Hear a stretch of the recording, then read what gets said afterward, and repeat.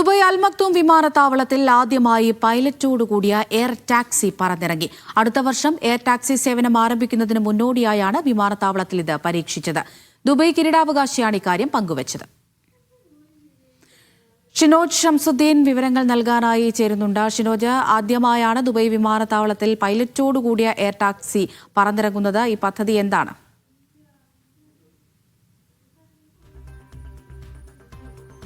Amrita, air taxi പദ്ധതി വർഷങ്ങൾക്ക് മുമ്പ് പ്രഖ്യാപിച്ചതാണ്. പക്ഷേ അടുത്ത വർഷം ഇത് നിലവിൽ വരുമെന്നാണ് ദുബായ് അധികൃതർ പറയുന്നത്. ഇതിൻ്റെ ഭാഗമായി പല തരത്തിലുള്ള എയർ ടാക്സികൾ പരീക്ഷിക്കുന്നുണ്ട്. ഇന്ന് ഇ വോൾട്ട് എന്ന് പറയപ്പെടുന്ന വിഭാഗം എയർ ടാക്സി ദുബൈയിലെ മർഗം എന്ന് പറയുന്ന സ്ഥലത്ത് നിന്ന് അൽ മക്തൂം വിമാനത്താവളത്തിലേക്ക് വിജയകരമായി പറത്തുകയും അത് വിമാനത്താവളത്തിൽ ഇറങ്ങുകയും ചെയ്തു എന്നുള്ളതാണ് ദുബായ് കിരീടാവകാശി അറിയിച്ചിട്ടുള്ളത്. അടുത്ത വർഷം ദുബായ് അന്താരാഷ്ട്ര വിമാനത്താവളത്തോട് ചേർന്നാണ് സാധാരണ ഈ എയർ ടാക്സികൾക്ക് ഇറങ്ങാനുള്ള വെർട്ടിപോർട്ട് എന്ന് പറയുന്ന പ്രത്യേക പോർട്ടുകൾ നിർമ്മിക്കുന്നത്. അതിലായിരിക്കും ശരിക്ക് ഈ എയർ ടാക്സികൾ വന്ന് ഇറങ്ങുക. പക്ഷേ അതിനു മുമ്പേ തന്നെ അൽ മക്തൂം വിമാനത്താവളത്തിൽ ഇത്തരമൊരു പരീക്ഷണം നടത്തി അത് വിജയിച്ചിരിക്കുന്നു എന്നാണ് ഇപ്പോൾ ദുബായ് സർക്കാർ അറിയിച്ചിരിക്കുന്നത്.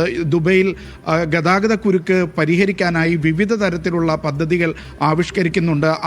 അതിൻ്റെ കൂട്ടത്തിലാണ് ഈ എയർ ടാക്സി വരുന്നത്. ഒരു ചെറു വിമാനങ്ങൾ എന്ന് തന്നെ പറയാം.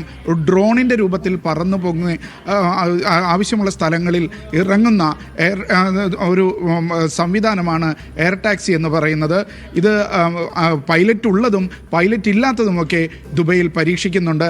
അതോടൊപ്പം തന്നെ ദുബൈക്ക് പുറമെ അബുദാബിയിലും അജ്മാനിലും റാസൽ ഹൈമയിലും സമാനമായ പദ്ധതികൾ പ്രഖ്യാപിക്കുന്നുണ്ട്. ഇതിൻ്റെ പല വിധത്തിലുള്ള പരീക്ഷണങ്ങളും പുരോഗമിക്കുകയാണ്. അമൃത. ശരി, ഷിനോജ് ഷംസുദ്ദീനാണ് വിശദമായ വിവരങ്ങൾ പങ്കുവച്ചത്.